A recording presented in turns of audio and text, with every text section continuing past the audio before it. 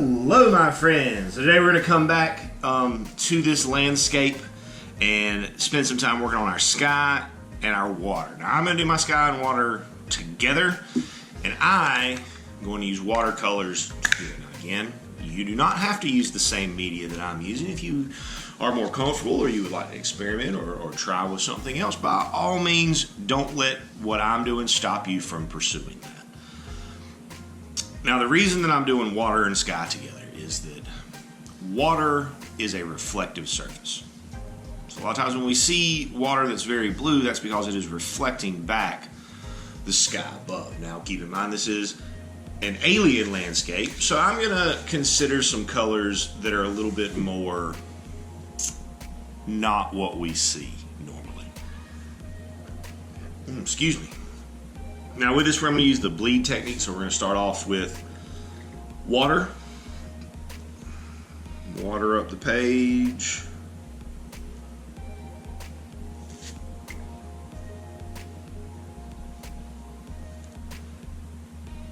And then come in with color. I'm going to use orange. I'm going to make an orange sky, I think.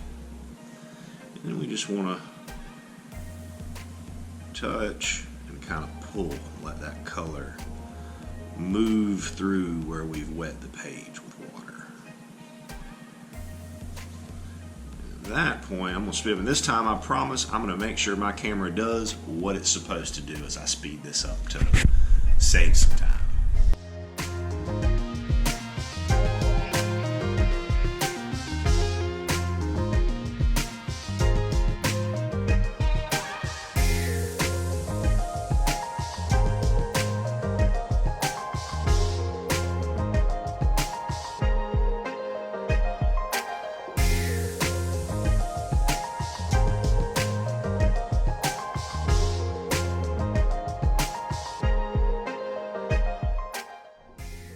So there we have our completed sky and water aspects of this drawing, but I want to talk to you guys for a second about why I made the color choices that I did, because it was not random.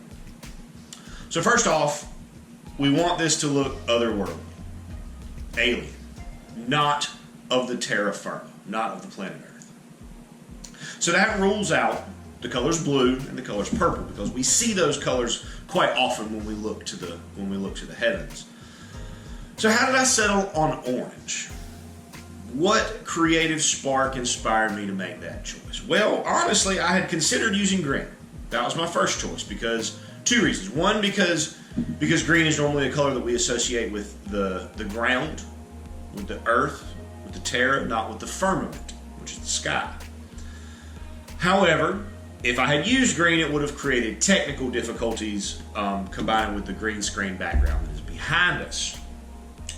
So I settled on orange, and the deciding factor, the thing that made me decide, orange is going to be a good color here, is that I have these large blue mountains.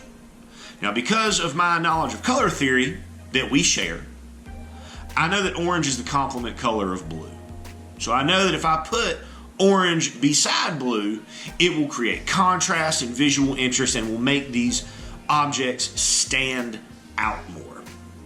So that's why I chose that. Another thing you notice is put darker color along the top edge, because in the sky, when we talk about perspective and distance, when you're doing a sky, the top part of the sky at the very top of your paper is technically what would be closest to us. So we make that part a little bit darker. And then now, obviously, I still have my moons and my ziggurat to do. I'm going to do those with, I believe, pen and ink, which we will take a look at in our next video. Have an amazing day, everybody. And as always, happy arting.